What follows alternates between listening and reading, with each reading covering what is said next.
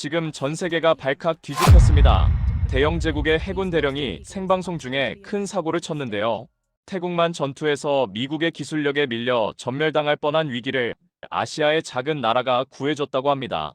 방송이 나간 후 영국과 미국 네티즌들은 경악했고 BBC, CNN 등 각종 미디어에 일파만파 영상이 퍼지고 있습니다. 심지어 영국 총리까지 직접 전화를 걸어 대령에게 훈장을 수여하겠다고 나섰다고 합니다. 도대체 어떻게 GPS도 없이 1m 정확도가 가능한 걸까요? 왜 미국과 영국은 한국 기술을 몰랐던 걸까요? 그 흥미진진한 이야기 지금 바로 시작하겠습니다. 안녕하십니까? 제 이름은 제임스 에드워드 콜링스워스입니다. 영국 해군 대령이죠. 나이는 49. 태국 사타입 해군기지에서 무기체계 교관단장으로 근무하고 있습니다. 31년 해군 생활을 했으니 이제 1년만 더 있으면 전역입니다. 포클랜드 전쟁 참전 해군 대령의 아들로 태어나 평생을 바다와 함께 살았습니다. 그리고 오늘 제 인생에서 가장 긴 하루가 시작됐습니다. 새벽 5시였습니다. 태국 해군 나레수함급 프리기탐 HTMS 탁신의 전투정보실에서 저는 얼그레이 차를 마시고 있었습니다. 30년간 위기 상황마다 한 잔의 차로 마음을 진정시켜 왔죠. 그런데 그때였습니다. 쾅!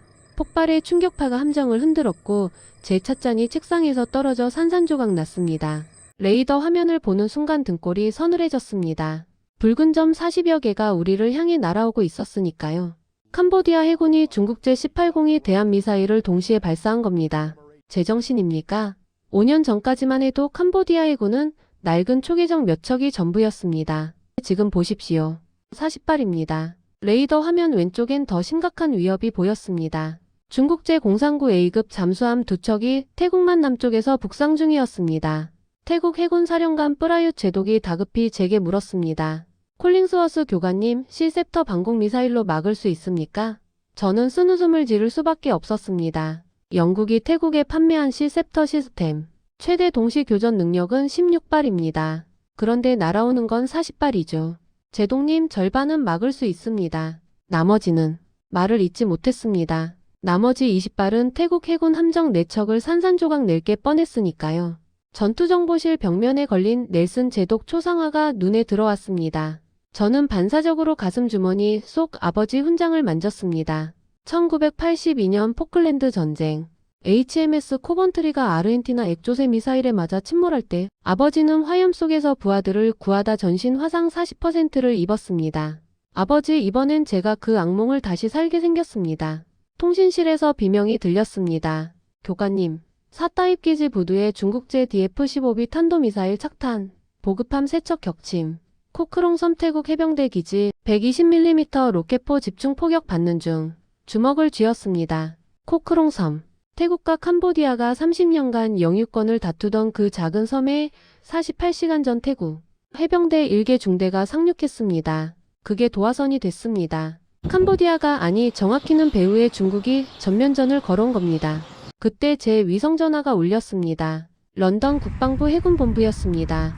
콜링스워스 대령, 미 인도태평양 사령부로부터 통보가 들어왔네.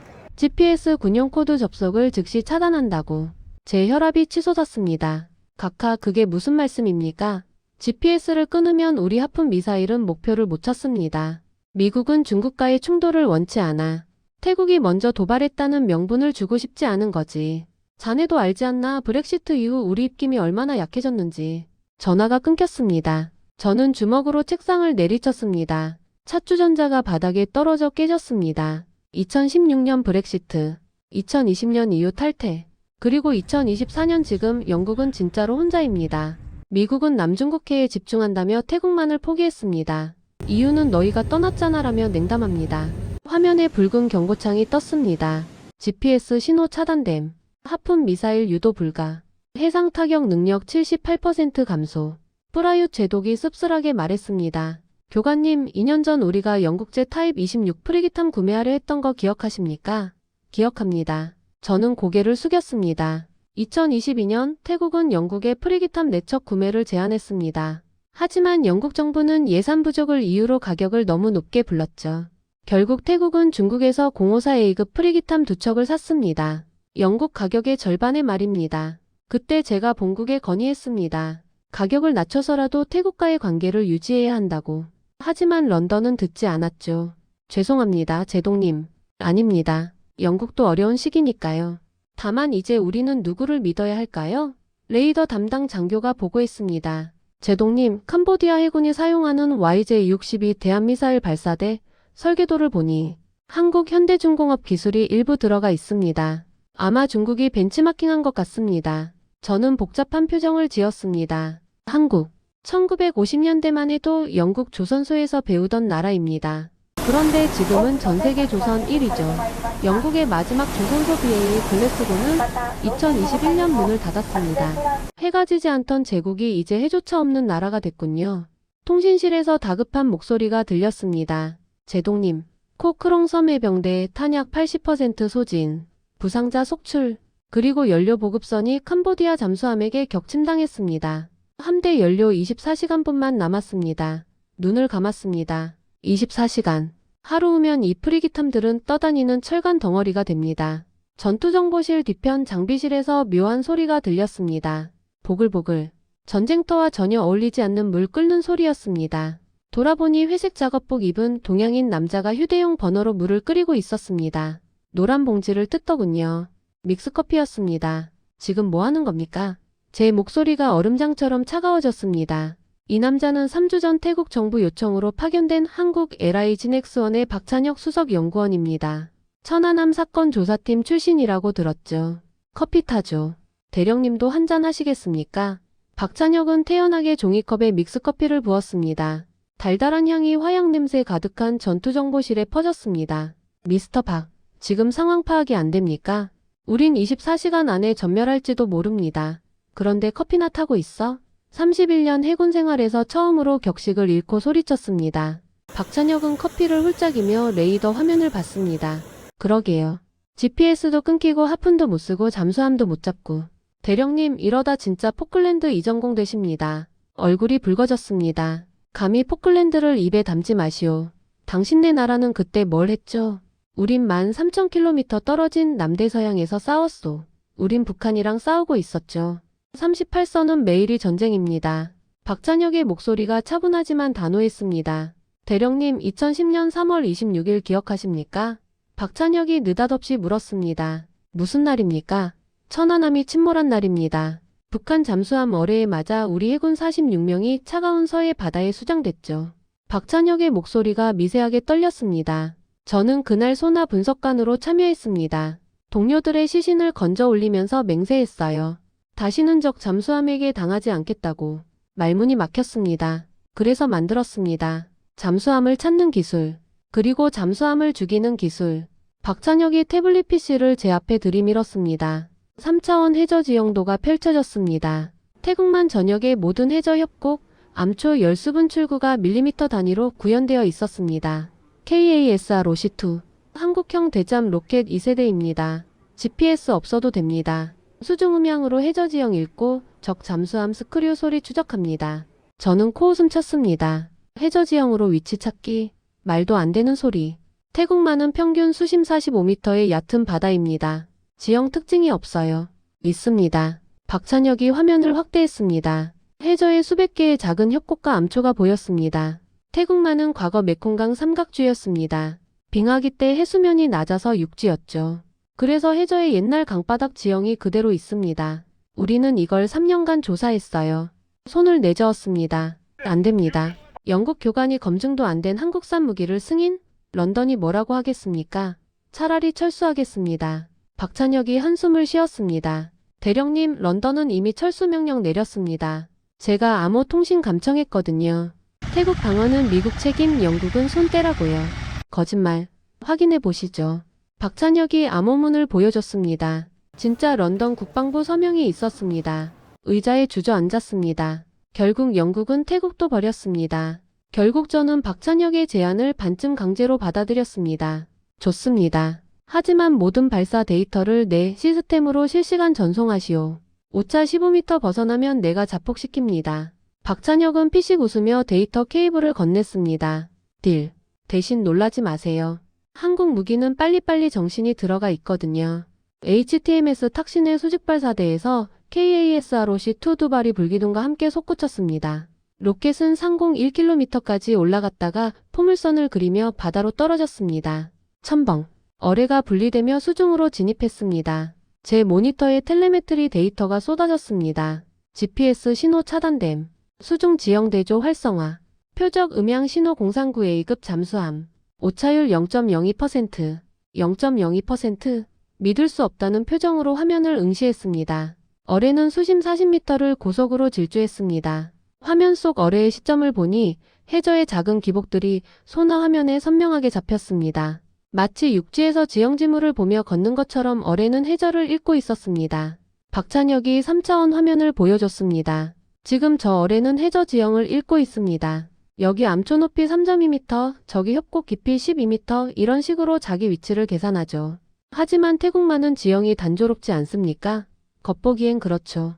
하지만 박찬혁이 해저 3차원 모델을 보여줬습니다. 수백 개의 작은 기복이 보였습니다. 10만 년 전 빙하기 때 메콩강이 흘렀던 자리입니다. 강바닥에 모래 언덕, 자갈밭, 진흙층이 그대로 남아있어요. 인간 눈엔 평평해 보여도 소나로 보면 지문처럼 독특한 패턴입니다. 동시에 어뢰의 소나가 표적 잠수함의 스크류 소리를 잡기 시작했습니다. 화면에 음향 패턴이 그래프로 나타났습니다. 50Hz 저주파 소음, 전형적인 중국제 039A급 잠수함의 특징이었습니다. 어뢰가 방향을 미세하게 조정하며 표적을 향해 직진했습니다. 제 심장이 두근거렸습니다. 정말로 작동하고 있었습니다. 이 데이터를 언제 수집했습니까? 제가 물었습니다. 2021년부터 2024년까지 3년간입니다. 박찬혁이 폴더를 열었습니다. 프로젝트 메콩의 기억.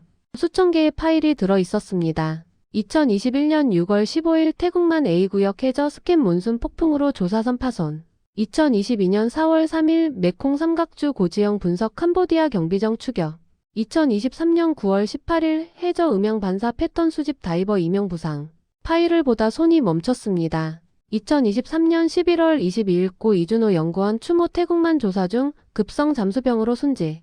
사진이 첨부되어 있었습니다. 태국 해변에서 묵념하는 연구원들. 순직자가 있었습니까? 네. 이준호 연구원은 수심 60m에서 센서 회수하다 감압병에 걸렸습니다. 헬기가 오기 전에 박찬혁의 목소리가 갈라졌습니다. 하지만 그 친구가 회수한 데이터 덕분에 우리가 지금 여기 있습니다. 쾅. 제 스피커에서 수중 폭발음이 들렸습니다. 명중. 첫 번째 잠수함 격침. 태국 소나 요원이 외쳤습니다. 두 번째 표적도 명중. 격침 확인. 제 화면에 최종 데이터가 떴습니다. 표적 A 오차 2.3m. 표적 B 오차 1.8m. 2m 이내? 떨리는 손으로 모니터를 만졌습니다. 수중에서 GPS 없이 이런 정확도라니. 전투정보실이 환호성으로 들끓었습니다. 태국 장교들이 서로 껴안았습니다. 하지만 저는 그저 화면만 응시하고 있었습니다. 30년간 영국 해군 무기만 믿고 살았는데 오늘 한국의 작은 어뢰가 제 모든 상식을 깨부쉈습니다. 천천히 일어나 박찬혁에게 다가갔습니다. 미스터 박, 제가 오만했습니다. 당신네 기술은 진짜였습니다. 박찬혁은 믹스커피를 마시며 웃었습니다. 인정해 주셔서 감사합니다. 자, 이제 본격적으로 갈까요? 캄보디아 본토 미사일 기지를 때려야죠. 하지만 캄보디아 본토는 태국 국경에서 25km입니다. 우리 하품 미사일은 GPS 없으면 그 거리를 못 갑니다. 그래서 우리게 있죠. 하늘을 나는 애들 말입니다. 프라윳 제독이 지도를 펼쳤습니다. 문제는 여기입니다. 캄보디아 레암 시아누크빌 인근 산악지대를 가리켰습니다. 중국이 2023년 여기에 HQ급의 장거리 지대공 미사일을 배치했습니다. 사거리 200km, 우리 F-16이 접근하면 10분 안에 격추됩니다. 고개를 끄덕였습니다. 완벽한 킬존입니다. 산 뒤에 숨어서 우릴 노리는 거죠. 박찬혁이 새로운 화면을 띄웠습니다. 그래서 이걸 준비했습니다. KAGM-2. 한국형 공대지 미사일 2세대입니다. 화면에 날개 달린 회색 미사일이 보였습니다. 이거 활공폭탄입니까? 네. F-16에서 발사하면 날개를 펴고 100km를 활공합니다. GPS 없어도요. 어떻게? 3차원 지형대조 항법입니다. 쉽게 말해 폭탄이 아래 산을 보고 아 저기 뾰족한 산봉우리가 있으니 나는 지금 3번 능선 위구나 하고 스스로 위치를 찾죠. 황당하다는 표정을 지었습니다. 산을 보고 길을 찾는다. 그럼 구름 끼면? 적외선 센서입니다. 구름 뚫고 열감지로 지형을 읽어요. 한국은 여름엔 장마, 겨울엔 폭설이니까 전천후로 만들었죠. 태국 공군 F-16 4대가 코끼리 편대로 이륙했습니다. 편대장은 태국 공군 에이스 뿌렛 대령. 그의 고향 마을이 4시간 전 캄보디아 로켓포에 맞았습니다.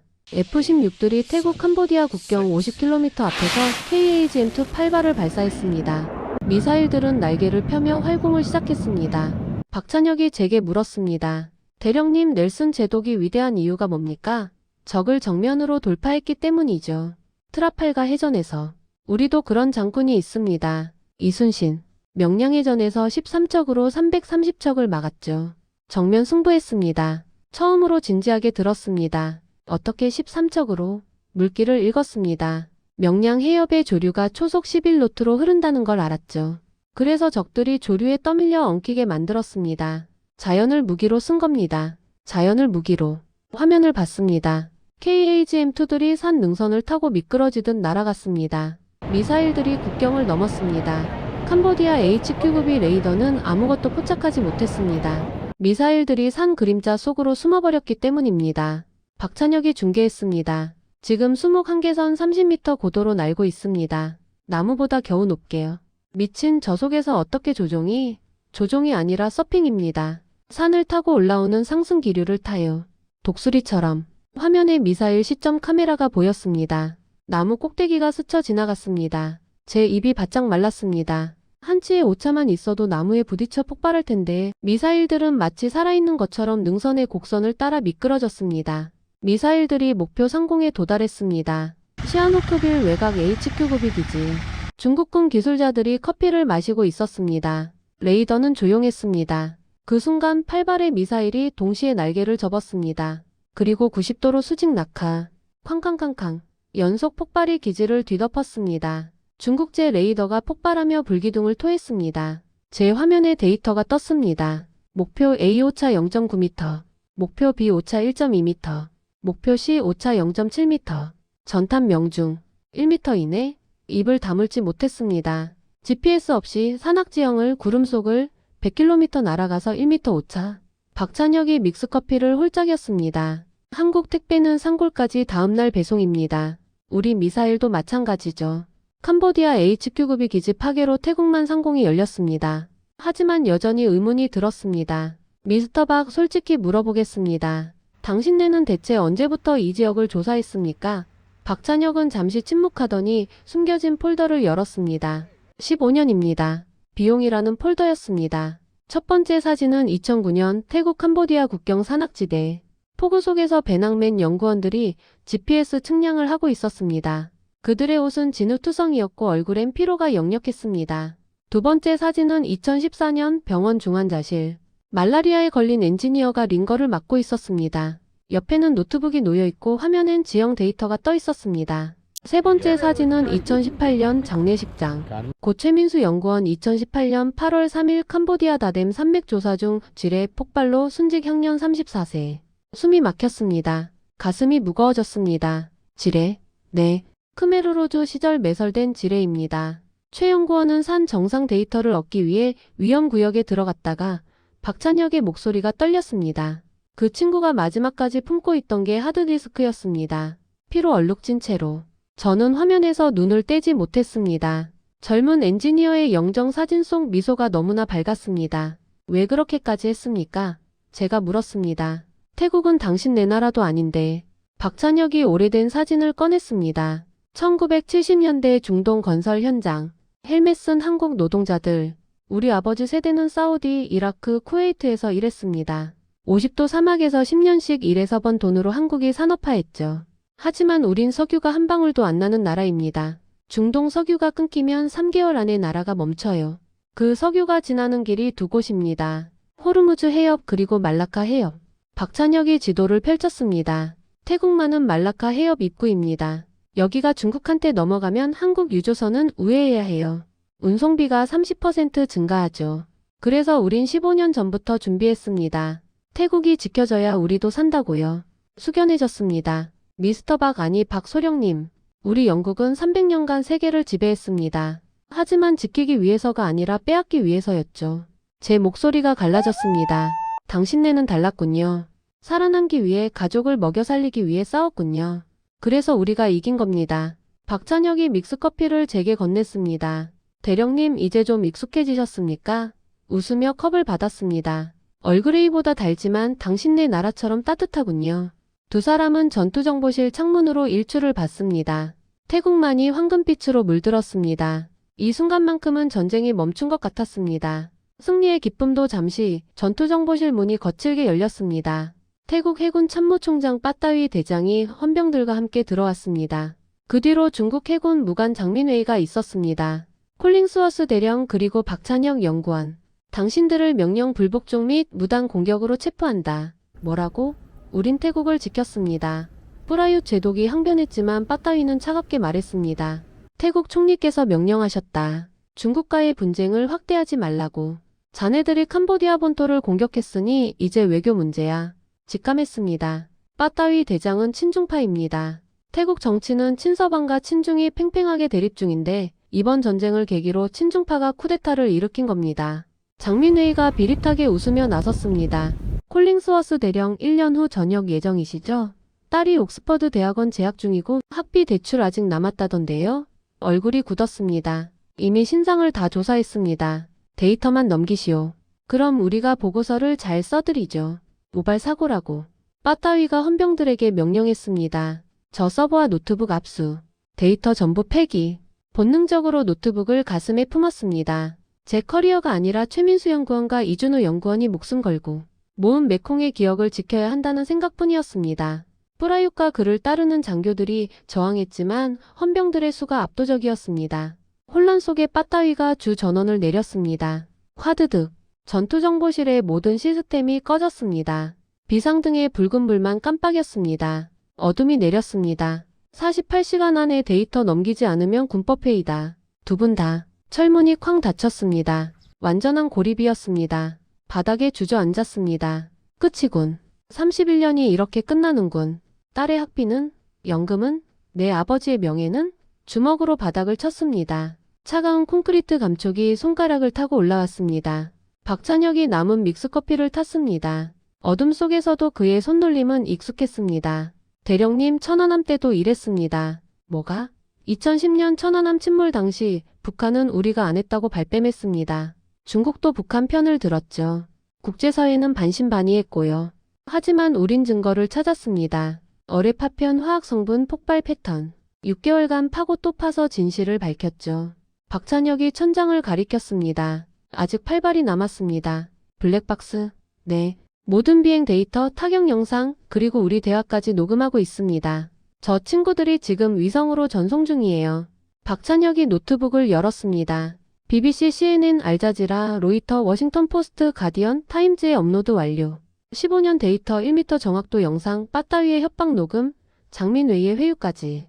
전부 언론에 뿌렸습니다. 저는 어둠 속에서 웃음이 나왔습니다. 한국인들의 집요함이 결국 승리했습니다.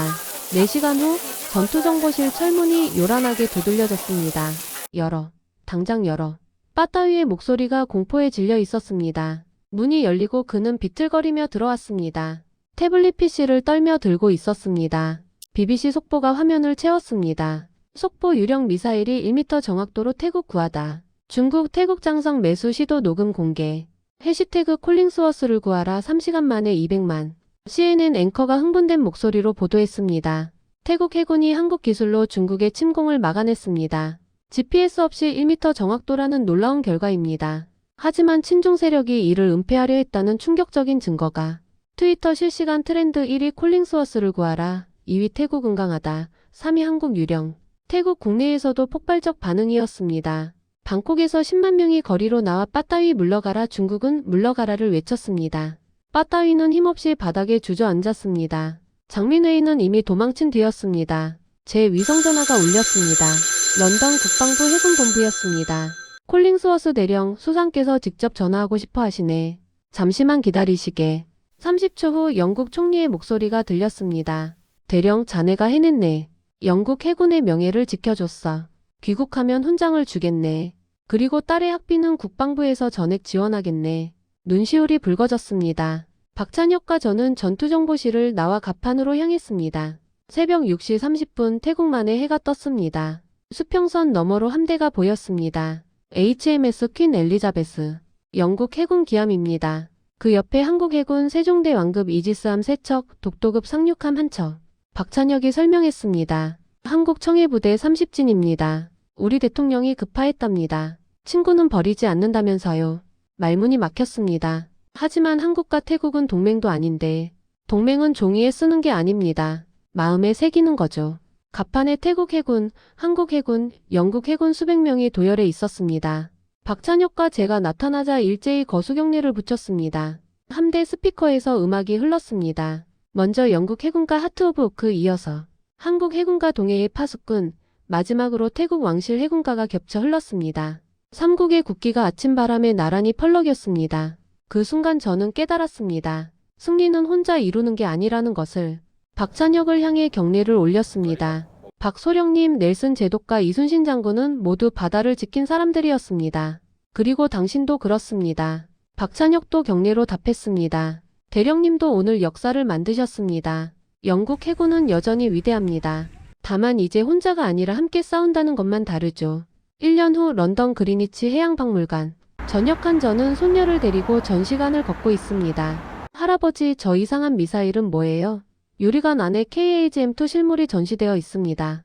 2024년 태국만 유령이 함대를 연합시키다 한 형태 삼국 해군 우정의 상징. 주머니에서 낡은 믹스커피 봉지를 꺼냅니다. 박찬혁이 준 선물이죠. 할아버지가 바다에서 만난 친구가 준 거란다. 이상한 커피네요. 너무 달아요. 그래. 하지만 익숙해지면 얼그레이보다 따뜻하단다. 창밖 템스강을 바라봅니다. HMS 퀸 엘리자베스가 정박해 있고 그 옆에 한국 세종대왕함이 친선 방문 중입니다. 두 함정의 깃발이 바람에 나란히 펄럭입니다. 사람들은 대영 제국이 몰락했다고 말합니다. 해가 지지 않던 시대는 끝났다고요. 하지만 저는 알게 됐습니다. 진짜 강함은 혼자 모든 바다를 지배하는 게 아니라 친구와 함께 필요한 바다를 지키는 것이라는 걸.